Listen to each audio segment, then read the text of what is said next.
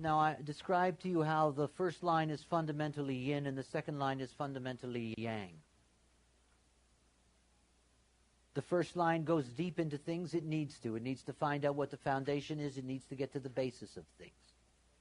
We've seen that the second line is a natural. That is, it does what it does, and it goes about it, and it doesn't have to know how it all works. It's just quite content going about its own business.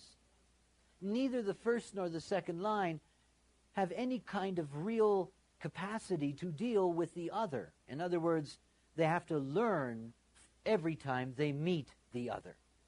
The being lower trigram, being non-transpersonal, the first line in its introspection, we've already seen that the personality first line in its two unconscious themes, they either have to be bumped into, third line theme, or they have to wait for friendship to come to them, fourth line theme. That first line personality isn't looking for anything other than the foundation that it wants, whatever that is, its field of interest, of study. When we get to the second line, we already know that the second line doesn't want to have anything to do with the other. It's not interested in the other. And at the moment that it has to deal with the other, it has to deal with all the consequences of meeting the other in its life. Neither the first or second line has a real understanding of what the other is about. So when you get to the third line, because you're getting to a completion point, that is, you're finishing the lower trigram structure, you're getting to the point where you're going to have to make the bridge to the transpersonal. You know, one of the ways to see the relationship between the lower trigram and the upper trigram is that basically it's a spiral staircase. And, you know, that staircase runs between the third line and the fourth line, you know, so that you can get from the ceiling of the first floor, the third line, to the floor of the upper trigram, the fourth line. It means that both the third line and fourth line are inherently unstable. Now, that doesn't mean that if you're carrying third or fourth line profiles that you're an unstable person. What it does mean, though, that these lines in and of themselves are open to mutation. It's why the third line specifically is an evolutionary line. It's not in any way really solid. The third line theme is the theme of trial and error. We began with the third line at the unconscious in this lower trigram, and we finish with the third line as the personality. And you can really see that the lower trigram as a whole operates out of a third line general theme. In other words, this is the field of trial and error. That third line trial and error is about having to go through many things in order to get to a place of synthesis or discovery, or both. And that theme of bonds made and broken is about the fact that this is a realm of the need for a spectrum of stimulation. That it has to go through and experience many, many things. And in going through and experiencing them, this is the first time that you have a personality that not so much knows there's an other, but is designed to bump into them and find them. Remember that the first and second line personalities really want to be left alone, so they're not looking for anyone. The third line isn't looking for anyone, but it's looking. It's out there trying things. And through that, it ends up bumping into all kinds of forces. It's because of this bumping into that you can end up with this pessimism and all kinds of things, because, of course, what you bump into is not necessarily what's for you. Discernment is what you have to learn very early if you're carrying a third line theme. In other words, you bump into something, you have to know whether it's worthwhile for you to stay with that experience or to break the bond and move on. Because you're always going to meet the other that way. Now, of course, what happens is that the third line, because it's bonds made and broken, because it's banging into people, what you have is a lot of instability in the work life and instability in relationships. That, you know, it is a dominant theme in divorces. It's a dominant theme in quitting jobs. It's a very, very common factor.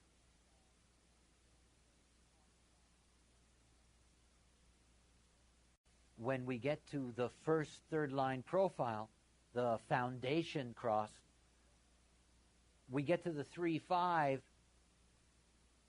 and we have the martyr heretic. Now think about that. You've got a trial and error heretic at work. You know? If they get burnt at this stake, they move on to the next. And when they're born, you just bring their parents steak sauce. You just keep them moving.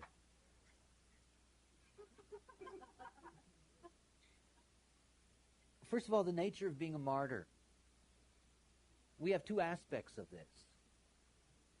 One aspect is the martyr that stands by its higher principles, and that's really what it's about. See, the heretic is there to change us. The heretic will bring a new value, a new structure, whatever. The martyr is here to stand up for a principle. That's what they're here for. Now, of course, you can end up with the detriment, which is the martyr complex.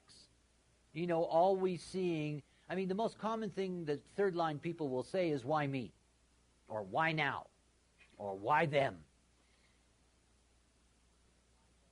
So, one of the main themes for the 3-5 is that it's going to have to find the principles that it can live by. And that the 3-5 is the only profile that can actually transform those principles and turn them into a universalizing force. In other words, to create a new principle, to create a heresy. And of course, if that heresy is not practical, you pay the price. The projected attitude. The third line attitude is best expressed by that great American philosopher Groucho Marx, who said never belong to an organization that would have you as a member. Well, it's true. This is the third line theme. Never belong to an organization that would have you as a member. This is pure anarchy. Now, anarchy has a bad reputation. You know, from crazy 19th century people who are just throwing bombs. You know, the whole basis of anarchy is that it's enormously valuable for us. One of the things that I always tell third line people is for them to understand that when they do something and it doesn't work, that's what they're there to find out. That it didn't work. I mean, it's enormously valuable to find out things that don't work. I mean, you know, you would save people so much time if you could give them a list when they were born of what doesn't work and they don't have to bother with. I mean, it's incredible how much time that would save us. So that's what the 3-5 is here to do. It's here to say, this doesn't work. It's not here to say, oh, Jesus, it didn't work again. You know, put another nail in. It's not what it's about. It's about saying, this didn't work. I know this didn't work. And you should know. That's their fifth line unconscious. You should know that this doesn't work. Don't waste your time. Now, of course, if you don't understand that, you end up getting lost in the third line pessimism. You end up getting lost in the, oh, you know, I can never do anything that lasts, and I can never do anything that works, and nobody ever wants to stay with me, and I'm always making mistakes. I mean, Western culture, never mind Western culture, world culture, when it comes to this word mistake, I mean, this is a word that makes people crazy. I mean, there are so many people that are so caught up in mistake as something that is this deep, endless pit of negativity. You made a mistake, that's a mistake, it's your fault, you know, all of this stuff. But mistake, there's no choice. There's no choice. There are no mistakes.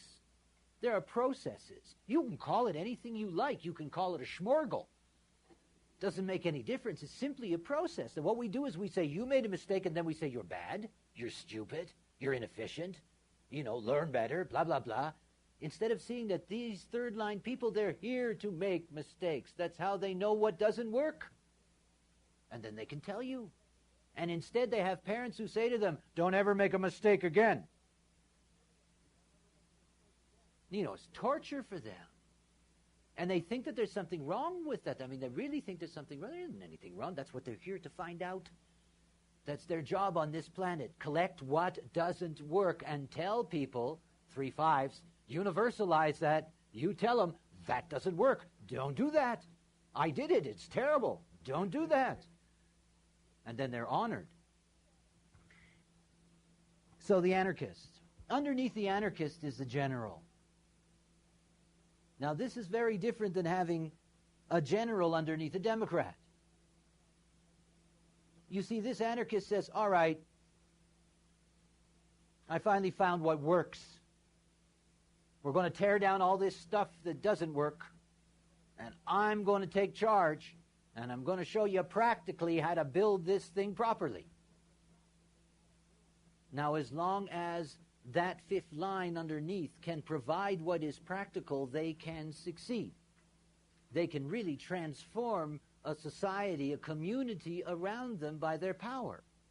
Now, whenever you're looking at whatever it is, if you're looking at type or you're looking at profiles, you're always going to see that there's always going to be differences in whether or not it's relatively easy to access your themes. It's tough for 3/5s because the response to their personality from those people that raise them, it so quickly can destroy their capacity to really be of universal value. And it all has to do with this, you did that wrong, they're told, and it's a horror. It's interesting in my own process. I have a third-line mind. I'm not a third-line profile, but the gates that are active in my mental system are third line. So I've gone through in my life process all kinds of knowledge, taking it in and leaving it behind. And making all kinds of mistakes in that way. And yet one of the things that I recognize about that is that I went through so many mental concepts through my third line trial and error that I finally got to a point where I could see how all of them worked. In other words, if you don't give up, and that's the most important thing about the 3/5, they don't give up. Remember this about third line people. You know, third line is always going to carry with it its aspired to role of sustainment. You know, they stay with it. They're very, very powerful forces in which they stay with their process. You know, they do pull themselves up by the bootstrap. It just depends on how much psychic damage they suffer in always being pointed at for doing what's wrong when that's their job. It's their job. So if you have a 3/5 child, you know, you have to learn to give grace to that third line. You have to give it its grace. You have to allow them to go through their process. When I was I've taught at many levels. I've taught in all kinds of environments.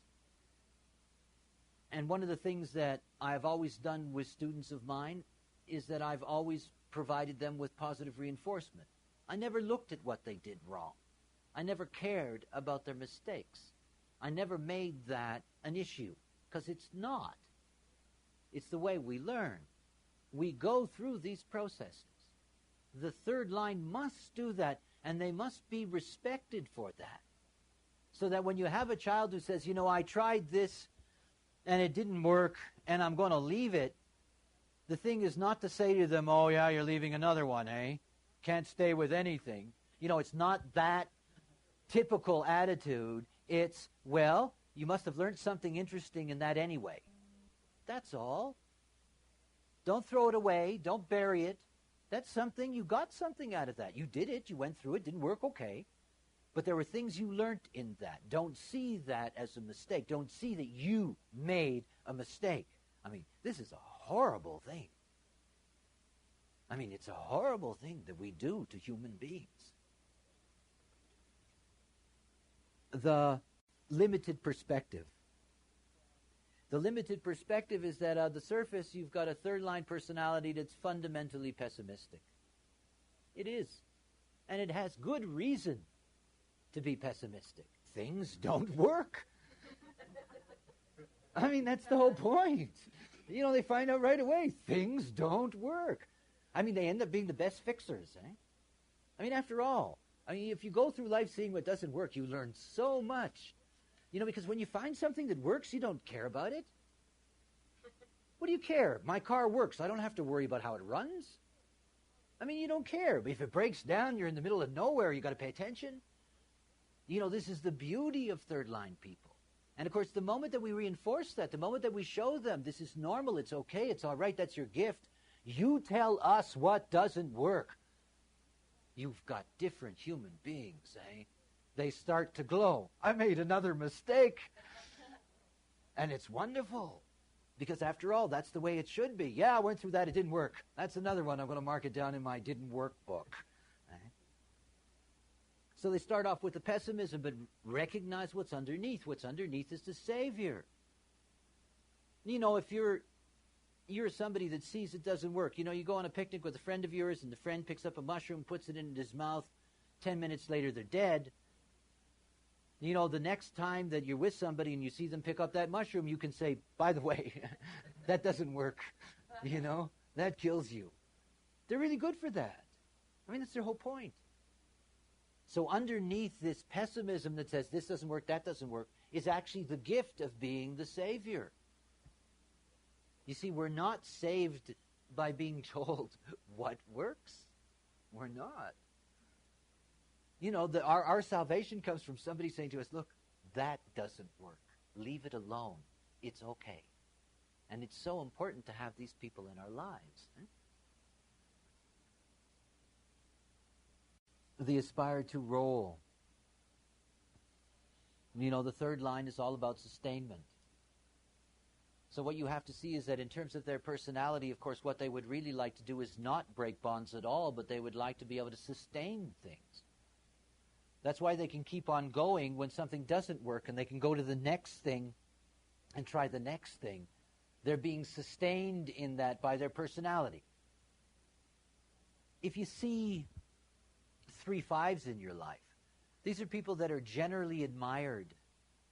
They're generally admired because they're seen to be people who are, courageous in a way. In other words, that they don't just fall apart. They don't lie down.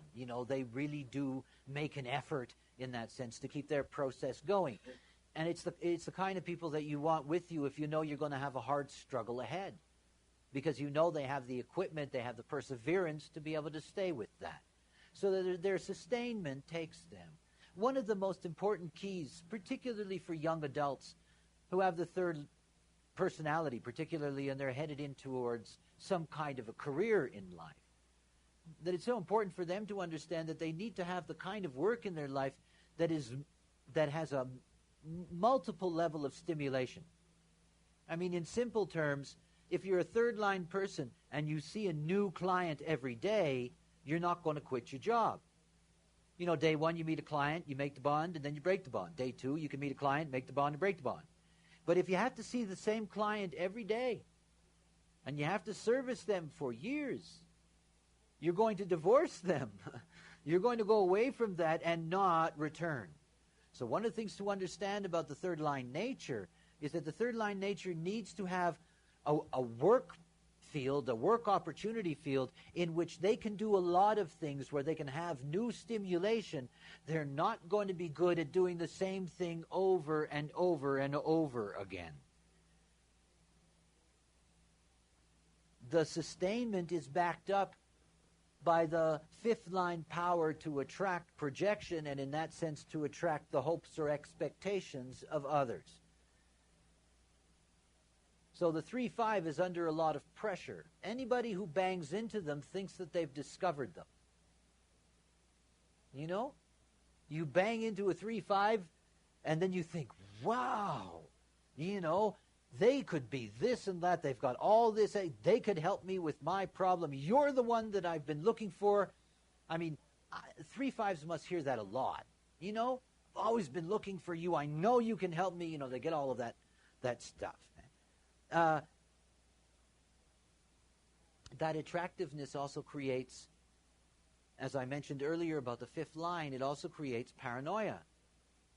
In other words, that the fifth line recognizes that there is projection pointed at it. Now, understand something. If you project on somebody and they know you're projecting on them, they can never be certain that you really see them. I mean, you can project on Ra Uru Hu, doesn't mean you know me. And I know that, because that's what projection fields do. So the fifth line is sitting there saying, wait a minute. Do you really see who I am? I mean, do you really think that I can help you? Do you really see, They're not so certain. So there is a built-in suspiciousness that is there. And of course, that attractiveness with the 3-5 is bringing people into their lives that they're not controlling in any way. They bump into them, after all. So there is this natural suspiciousness that it may not really work. That they may not be the right ones, that it may not be the right thing to do, because after all, at the social level, that third line personality is only going to get involved through people coming into its life and pulling it out. Where the difficulty grows is in their bonding strategy. After all, the third line personality is a personality of bonds made and broken. That's a personality that says, I get in, I get out. That's it. So you end up with all kinds of short-term experiential processes that don't necessarily have any lasting value, that create a feeling of deep pessimism. This doesn't work, that doesn't work. The real danger is when it gets to the point that they're saying nothing works. Again, if you do not understand how important it is for you as a third line being to see that what doesn't work is your most important attribute, it's essential for you. If you end up piling all of that up and saying nothing works, then life is terrible. And of course, it's just not true. There are some things that do work. There's a hell of a lot more that don't, which is why the third line person is deeply aware of that. They find that out in a hurry. So in that bonding strategy, with their bonds made and broken, the first thing is that you bump into them and you may be able to have a relationship with them, but then again, you don't know if it's going to last. And when you bump into them, they seduce you. This is what they do. It's what fifth line people do. You bump into a fifth line person and all of a sudden you're in their auric seduction. And then you really think that they're this and that, whatever the case may be. And if you don't fulfill that, if you don't turn out to be the greatest lover since God knows who, you're really in trouble. If you can't really solve their problem, you're really in trouble. The whole projection field goes crashing down, and then you become a martyr that's burnt at the stake. And you say, relationships, they don't work.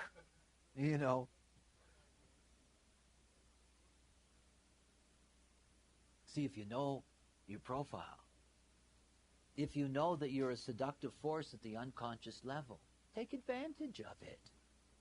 Don't suffer from it. That's the whole point.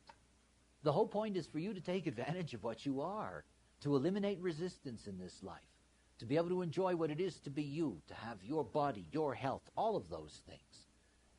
None of these things are a problem. All of them can be delicious if you just let them be what they are. That 3-5, they're here in this life to be bumped into and to seduce the other. And out of that, they have their opportunity through trial and error to find out how they can be a savior, how they can be a general. They start off wanting to be saviors and generals when they're babies. But it doesn't mean they can do it. It doesn't mean that they have the practical tools. These are children that really have to go through in life. They have to have their experiences. They have to add up those experiences until they get to a point where they know how to bring something practical. And in bringing that, they really get their reward, because they get, in a sense, they get a larger glow around them than other profiles, because they get the projection field attached to them. And in that, they can feel wonderful instead of being depressed and nothing works and all of that stuff.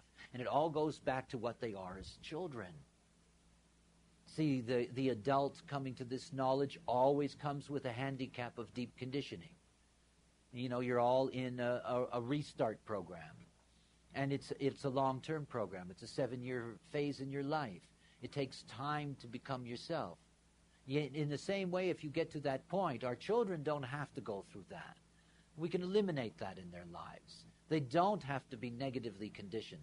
They don't have to learn later in life that their mistakes were really their truth and it was of great value to them. They don't have to see themselves as failures. They can understand their beauty and their place in this life. And everybody has a right to that. As an adult, it's harder. It takes more time, takes more focus on your part. Young people will grab that very quickly. Now, it's a different movie. But if you're dealing with third-line children, please, or friends of yours, or what you come across in your work, let them know how important that is for them to understand. That this trial and error process is something that's deeply healthy and important for them. It's not to be punished. It's not to be made fun of. It's not to be ridiculed. It's not to be debased. It's not to be any of those things. It's just a prejudice, and it's a prejudice out of ignorance. And it's one of the most important things that out of this knowledge, we can help a lot of people just be at peace with what it is to be themselves. And that's what it's about. When it comes to their security strategy, again, all third lines are dealing with bonds made and broken, so of course they don't have a secure sense of their potential as long as they see that they're, constantly having a job and leaving a job is somehow detrimental to their eventual success. And it isn't. They have to get to the point where they find the right thing. So it's through that bonds made and broken that they do get that. In other words, they need to sample things. They need to check them out. They need to test them in order to see whether they have possibility. But most important of all for third lines, pretty personality third lines, is this need to have work in which they have a great deal of stimulation, in which they're not fixed on doing the same thing. This is essential. Now think about what that means for children in school who have a third line theme. And our school systems are one of the most boring environments that exist. And we've extended education to the point that we have most people in schools until they're in their 30s. So, what we've done is that we've really, we've opened all of that up. There's an enormous boredom space in there. The same stuff over and over and over again. The same face over and over and over again. A third-line student who has to look at the same teacher day in and day out, 6 hours a day, they go nuts. I mean, it's something that is just so uncomfortable for them. And again, at some point, we have to begin to respect the fact that each and every one of us has a unique way, in not only in the way in which we digest knowledge, but in the way in which we have a right to get knowledge delivered to us. This is so important to see. And of course, if we're dealing with the way in which the school systems operate, we know that mistakes are punished. We know that if you're a third-line student and you're going to make your mistakes, you know that you're the one particularly that's going to be pointed out and punished for that. You're the martyr, after all. You see, she still can't do it. Whatever the case may be, pointing at the blackboard. It's a horrible thing for them. And of course, this again goes back to, what it means to be a part of knowledge when it's new.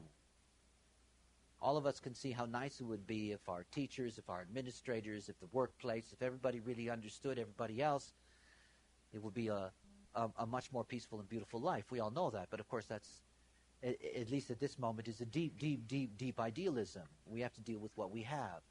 So what we need to do is that we need to make sure that we protect our children by educating them ourselves to make sure that they understand. And at the same time, if you have influence or you have the kind of connection with a teacher or with somebody that you're working with or they're going to work with, to try to get it across to them what they need to know about that child in order to protect it.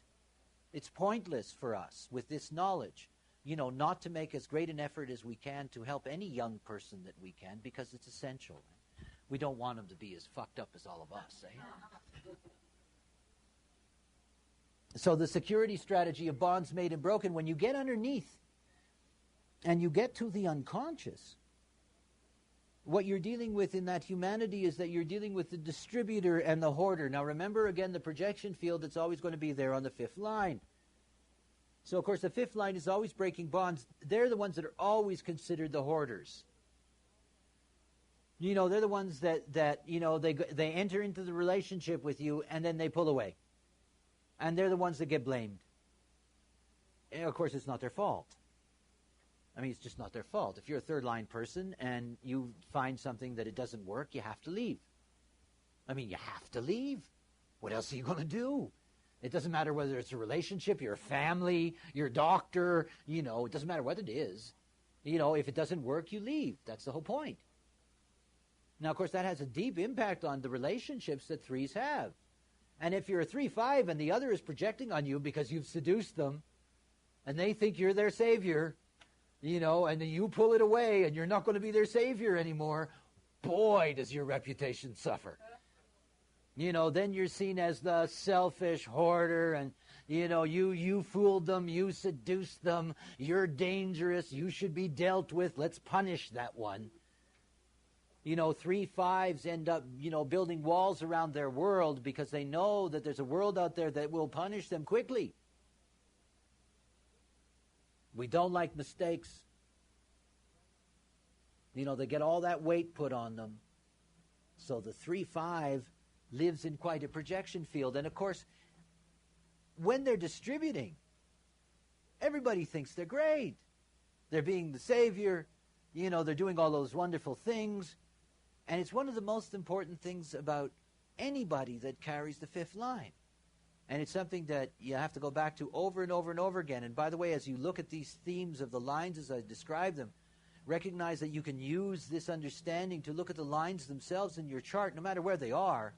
Wherever you see a fifth line in your chart, that's your potential to seduce, to generalize, to be the savior, to be all of these things. So it's important to look at that. And wherever you see that fifth line, recognize that it's only through being practical that you can survive the projection field, because you can deliver.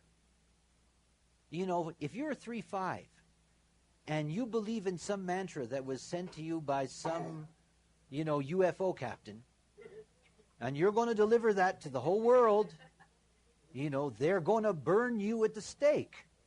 Because the moment that it doesn't work, you're in big trouble. You're just a fraud. You're a charlatan. You know, they're going to ride you out of town. That 3-5, the moment that it can't bring what's practical, that's the moment that it's really at risk. That's the moment that it opens itself up to punishment. And it's the punishment through the expectation of the other. The other who says, I thought you were going to be the one. And of course, the 3-5 is just saying trial and error. Trial and error. That's not true. It didn't work with you. I'm going to put this in my list of what didn't work. This didn't work with you. I don't do this again with you. But you know what to do.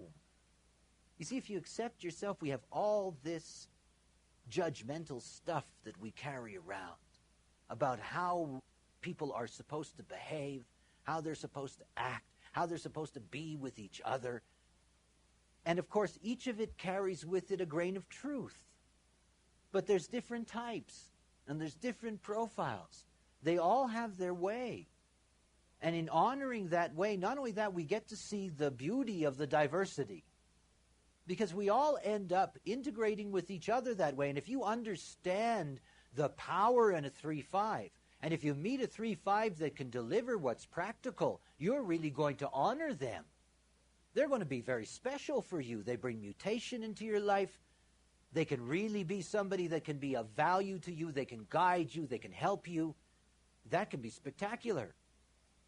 And at the moment that you see that it grows out of kids that make mistakes that aren't punished, you can see how few really valuable 3-5s we have in the world. See, that's the whole thing. It's like when people come to me and I have their design on my desk. And what sits down beside me is the not self. And what's on my desk is their design. And the design's perfect. I mean, it's perfect. It's as beautiful as anything can be. It's absolutely perfect in every single way. All of us are, after all. We all have our own genetic mix within the totality. It's just perfect. And yet I have that not self beside me. who isn't even close to what that perfection is, can't even imagine that that is there in them in their life. And on the other side, you have this global index of ours where we have our purpose, where we come in a specific way.